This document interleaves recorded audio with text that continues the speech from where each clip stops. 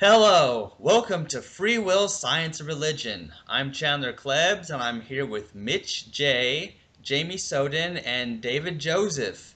And we were talking about the parallels between free will belief and religion and some of this stuff, where, people they're believing that like they have a free will of the gaps or the quantum indeterminacy of the gaps, similar to the God of the gaps, that sort of thing. And I remember Mitch was telling us about he knows somebody who's some staunch atheist or whatever, but they're having a really hard time accepting the whole determinism concept. So, Mitch, what's that about? Yeah, why does that happen? That's weird. So, there are different ways to be an atheist, but when we talk about atheism, we usually are referring to a conclusion based on a lack of evidence, an absence of belief. So, usually, a person who is logical or reasonable is investigating the world logically and comes to a certain conclusion and rejects the supernatural. There's all kinds of different definitions, but as I said before, one who has an absence of belief in the supernatural and gods, or one who thinks that there's insufficient evidence for God's existence. But what is free will? Free will is this idea that beyond all the things that the universe is made up of, in human beings especially, there is an extra part of us that somehow allows us, whatever that means, to make a choice that we are consciously aware of. So I think clearly there are direct parallels to this and religious belief. If you are just a logical person that observes the world, so you appreciate empiricism, you appreciate the scientific method, you appreciate logic and reason. How can you justify this inexplicable capability that you propose human beings have without any evidence when the entire world could be explained via determinism, right? Occam's razor. Yeah, because it makes so much sense that everything has a cause, and this concept of choice, like Mitch said, people tend to apply it to humans, but not so much other plants or animals, for example. Like one thing that I've always wondered is how come nobody complains? Like, for example, the Christians don't complain when a dog has sex outside of marriage. But if a human does it, well, then it's a sin. Why is it something, a sin, when a human does it, but not when another type of animal does it? It's because there's this belief that humans are different somehow, that they have this extra part of them that can choose, free from prior causes. And that extra part of them has to be something ridiculous, magical, and supernatural, because if it isn't, then it falls prey to determinate. It's like the ancient Greeks said this too. It's like if you could choose, with what mechanism would you be doing the choosing? If you are a naturalist, if you are a realist, why are you subscribing to the notion that there is this extra part? If you reject the supernatural, isn't that exactly how you are describing what free will is? Because if it is natural, then it is affected by cause and effect, by causality, just like everything else. Yeah. And what's interesting is I think it also needs to be more clearly defined, what is supernatural anyway. Um, because it's kind of a strange thing.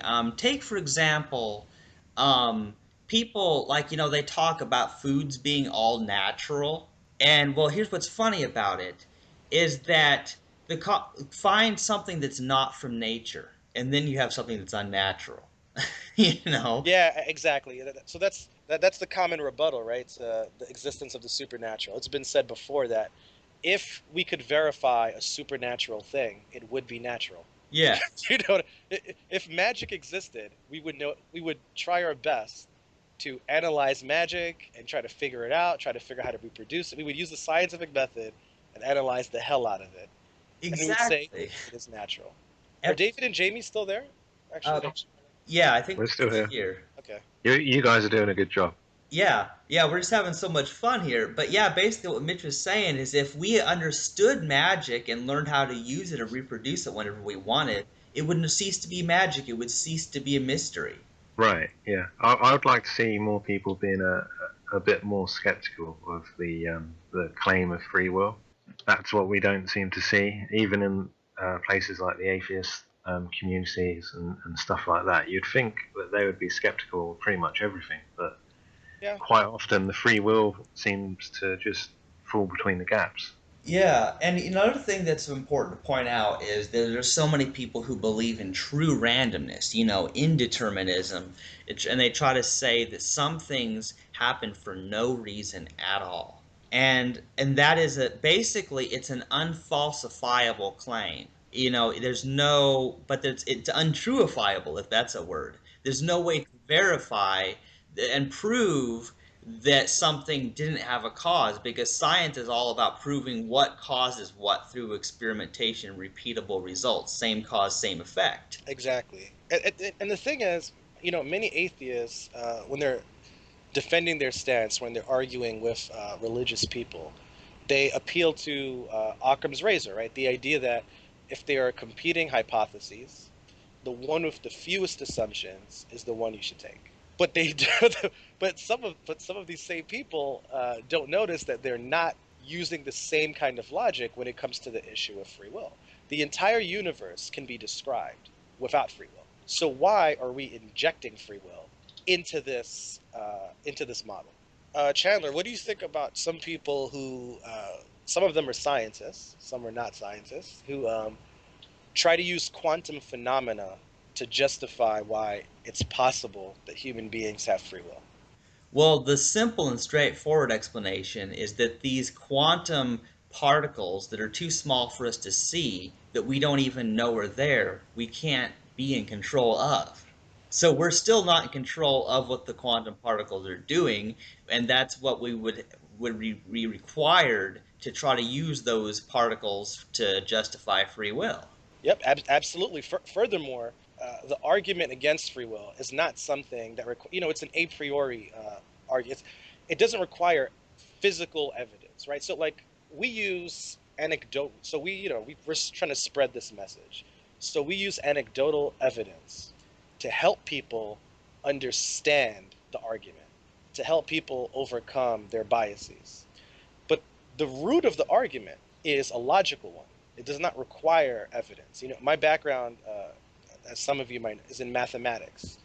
In mathematics, physical evidence is almost useless. The only thing physical evidence does is help you discover the pattern. But if you don't prove your argument, it doesn't really matter. And if a lot of times in math, you can see a pattern, and for the first 100 numbers, 1,000 numbers, it seems like something is true, but then the next thing comes up and it destroys the whole argument. So physical evidence is useless for math and logic. When we are saying free will is incoherent and nonsensical, it doesn't matter what discovery happens in the universe. As you pointed out, it still doesn't give room for this concept of control.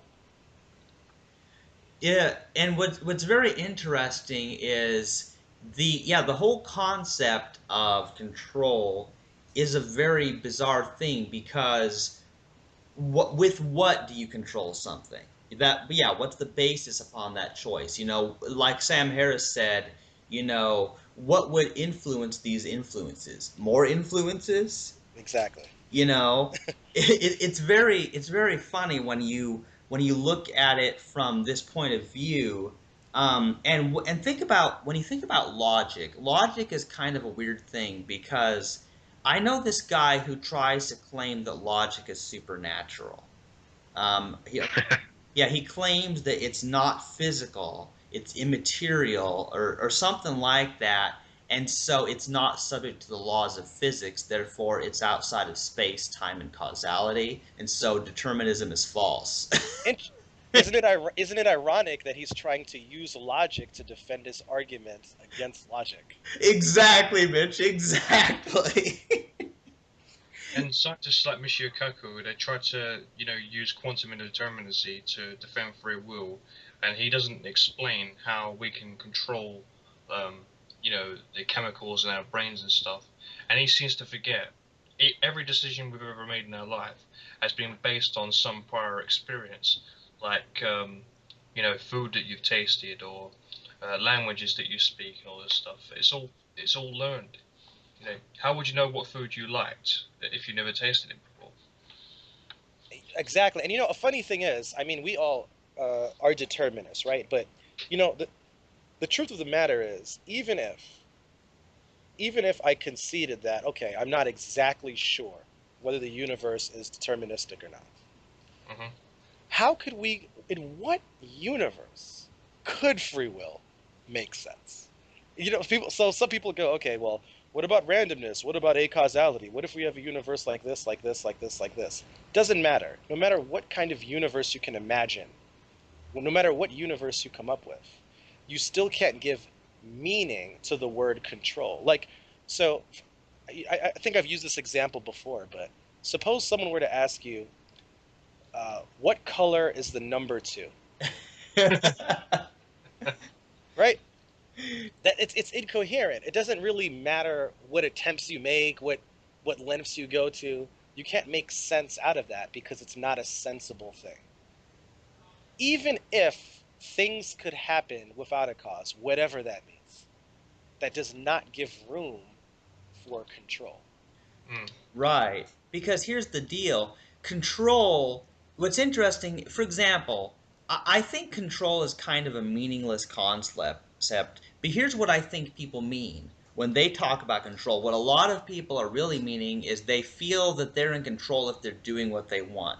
So in other words, all that is it's an argument for compatibilist free will, the notion that you're doing what you want, it's you doing it, that sort of idea. So that's the notion of control that people have.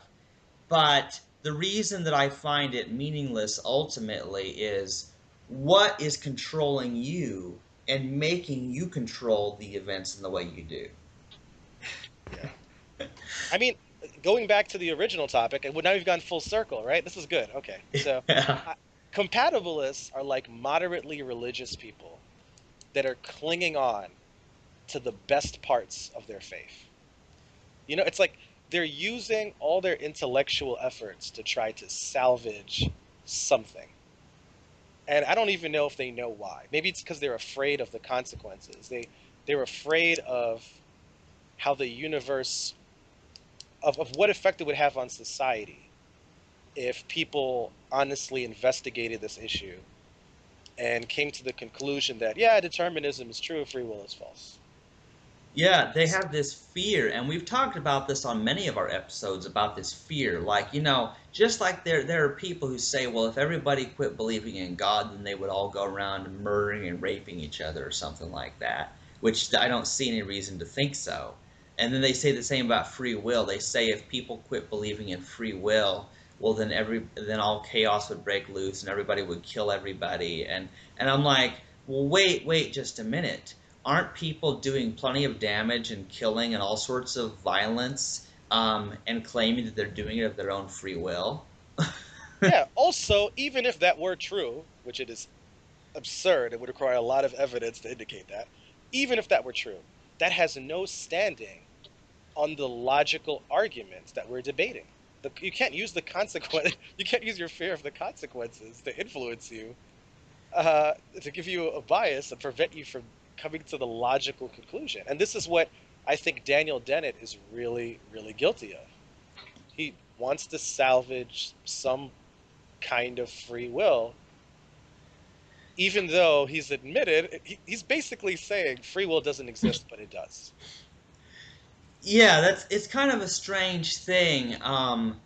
I tend to think that, yeah, people like Dennett, they're just trying, yeah, they're kind of like what you said, moderately religious people. They're basically trying to redefine things so that they can believe them, and trying to believe enough to still qualify under the mainstream somehow.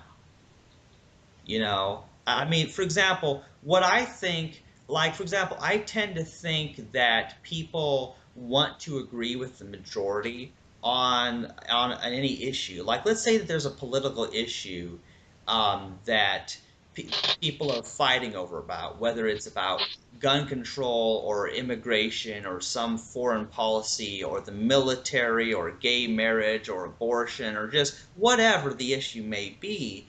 Like most people, they don't want to be that in that 1% category that has a different opinion from everybody else, you know. And you know what I'm saying? Like it's easier to say, "Oh yeah, I agree with the majority on this," so that they will like me.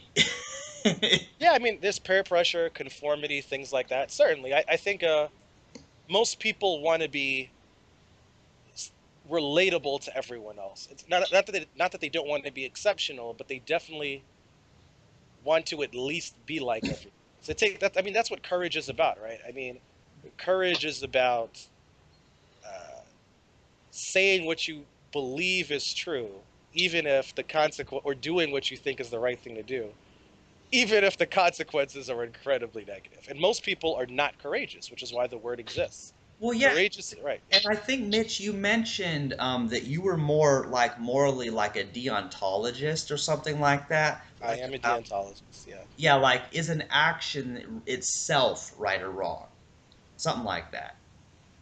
yeah. That is certainly the side I. I mean, that's probably a discussion for another day. But Right, and yeah, that's probably more of an impersonal opinion topic right there. But I think there's an important point to be made there. The idea of considering, is this action good or bad? Is it right or wrong? Or is this certain belief true or false? And considering that independently from the consequences. I think there's certainly a place to consider the virtue of truth as opposed to what makes you popular. yes, okay, I see where you're going. Yeah, Okay. so that's why I brought that up. I'm just tying it into this idea that first of all, I don't think that there are negative consequences of people realizing that determinism is true. But even if there were, I think truth is so important. Truth is such a virtue in my mind that it's worth it anyway. Yeah, Nick Vale rose this point with George Ortega as well. He said it's better to live in a truth than to live a lie. Yeah, Yeah. because the truth is, it seems like it's just the satisfaction of knowing the truth is Hmm. better than working under a false premise. Because if you're working under the premise of free will, it will you will be so confused. Aside from the fact that there are negative consequences from free will, which we know to be true, we know that when people are blaming people for things, it leads to this hatred, it can lead to violence, and it can lead to killing. So what's interesting is we have a case where not only is free will false, but it does have the negative consequences, unlike determinism. Good point. So one thing about that, if I could touch on this topic of truth, right? So some people have this, they defend this Orwellian idea that ignorance is bliss, and it's true that the more things you know, the more problems you will have to overcome, right? If you don't know all these, if you don't know all the problems, you can't overcome the problems. But we can turn that same logic around. What about the flip side of the coin? In other words, one, the utilitarian argument for truth is this: if there is a comet that is about to hit the Earth, and we are not honestly acknowledging that there's a comet about to hit the Earth, and we don't do anything about it, we will be hit. So actually, comet is the wrong word. I should say meteor, not comet. But anyway, the point is, that we need to honestly analyze the problems that face us, and we need to honestly develop solutions. You can't solve your problems if you don't honestly evaluate your problems. And you can't come up with effective solutions if you're not honest when you're creating the solutions. So, honesty is important in order for human beings to overcome the problems that are, especially the big problems, but in any problem, in any challenge that we face. Yeah, and Mitch, I agree with you because if you know the truth about something, you may or you may not have the power to do something about it. But one thing is true is that if you don't acknowledge the problem, if you're not even aware that there is a problem, then for sure you can't do anything about it. So which is the safer side, the truth or just living in fantasy where you don't know anything? Yes. Clearly the truth, if we have any value for the human race. Right? Exactly. So, yes. So I believe that a consequentialist or utilitarian type of statement can be made about the truth. You know, it's not just that the truth is good, but that the truth does help us. Yeah. Utilitarian, I would say, not consequentialist, but that's a different day. Yeah, and But, I get those two mixed up all the time, man. Sometime we're gonna have to talk about that. yeah. Yeah, a lot of this free will stuff, it's an appeal to emotion because some people would say, well, without the assumption of free will, where does that leave the criminal justice system? Um, would you like to answer that, Mitch? Do we have time for Well, this? I yeah, mean, well, let's see. We're almost at 22 minutes, so sure, we've still got some time to talk a little bit about that. okay. Well, I mean, this might have come up in conversations, in previous conversations. I'm not sure if you guys have Yeah, dedicated. we've talked about it a little Okay. bit, but it's always good for review. Okay. Well, okay. So the short answer is this: if someone is doing something, let's say a very violent activity like shooting someone, whether or not free will is true, that is a problem. The problem is this person is going around shooting people, endangering people in society, making people feel unhappy, unsafe, unproductive, and is a risk to society. So the first step is you remove that person from society. Now, here is where things diverge now. If you are an advocate for free will, you might blame that person and do horrible things to that person. If you recognize that free will is an illusion, incoherent, whatever, you try to help that person. That's the only difference. The only difference is that when you recognize free will is nonsense, you help people. You don't hurt people. You try to reform them. You don't necessarily put them behind metal bars and make them wear the same outfit every day and repress their sexuality and give them bad food and don't let them watch TV. I mean, how does this help? How does it help to hurt people? It doesn't.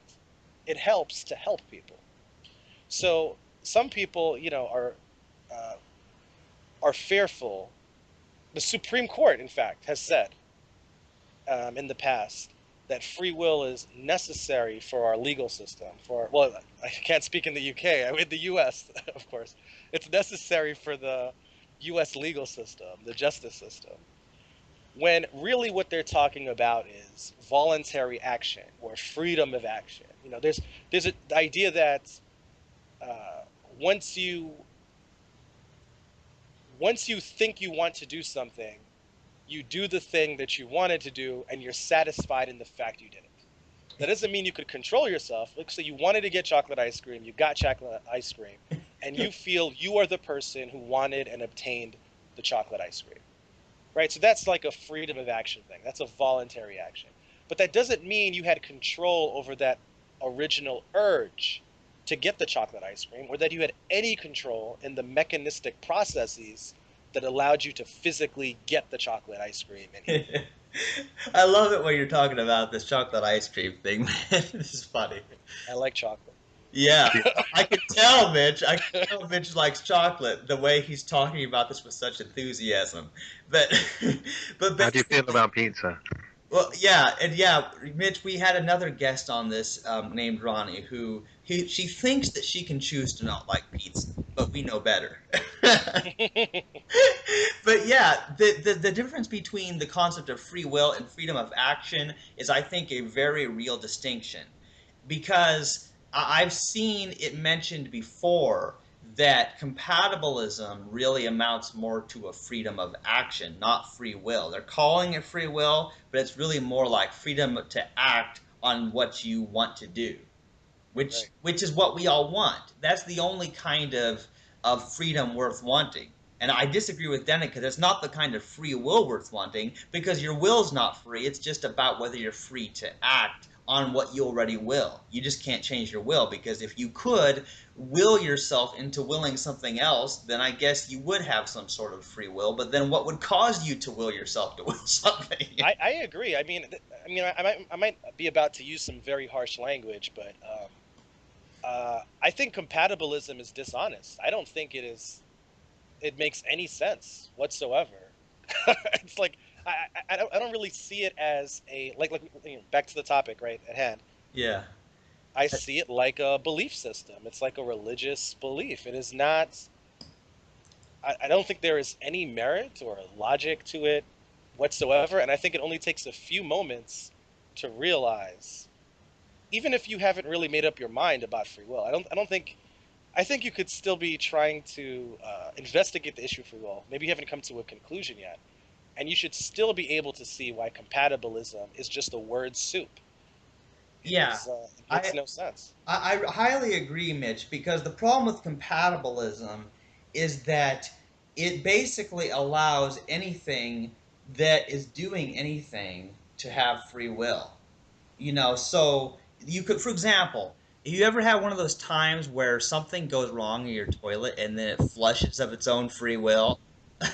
You know what I'm talking about? Yeah. Where it does, the flapper doesn't like go all the way down, and then nobody's pushing it to flushing it, but the toilet won't stop flushing, and you're trying to get it to stop. So some compatibilists would say that your toilet has a free will because the toilet is doing it, and you're not holding a gun to its head. Yeah, see, this is just an obsession with wanting to keep the notion of free will, trying desperately. It's funny you should say it because I was talking to my younger brother and some friends of mine about what you said, right? We don't Nietzsche, the German philosopher, sometimes called Nietzsche in America for some reason. I don't know why people pronounce his name that way, but anyway, um, he pointed this that human beings were always trying to add agency to action. Like if we talk about lightning, we don't talk about what compels lightning to do what it does. Or when we talk about strength, we don't say there's the will of strength. We understand that strength is supposed to be this word, right? That is just used to describe a myriad of factors that relate to what an object or a person is capable of doing physically. But when it comes to the actions of human beings, for some reason, that is the one situation where we think it's necessary to create some extra thing so we can assign blame and responsibility to people. That's a very good point, Mitch, because we don't blame the lightning for striking where it does. We don't blame the fire for burning a building. We don't do that. But why is it that all of a sudden when it comes to human beings that people assign this agency and this responsibility and this choice? But here's what's really confusing about it. I understand that humans are different and that they're conscious and that they do have intentions and desires. But you know what? So do the other animals. But I don't see people blaming those other animals the same way that they're blaming the humans. So there's like a double standard there that we need to get down to. And what's wrong there? Yeah, indeed. I think people have varying opinions when it comes to animals about whether or not they have free will. It's just such a ridiculous idea. Anyway, but yeah, I think free will advocates, even amongst that group, there are differing opinions about whether or not animals have free will. Yeah. And of course our answer to that would be pretty much of course they don't, because it's an incoherent concept, but they could have freedom of action to do what they in fact want to do, you know. So yeah, your dog might want to dig under the fence and go out and explore the neighborhood or something, like that, and it wants to do it and it does it, but does that mean it had a free will, or it just willed to do something and it did it and then was satisfied that it did so? Yeah, yeah.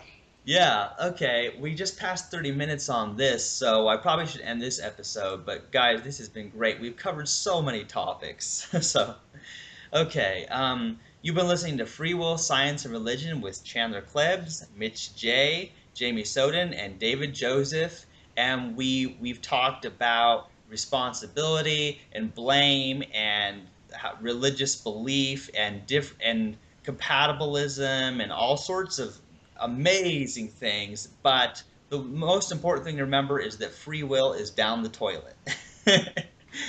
Bye.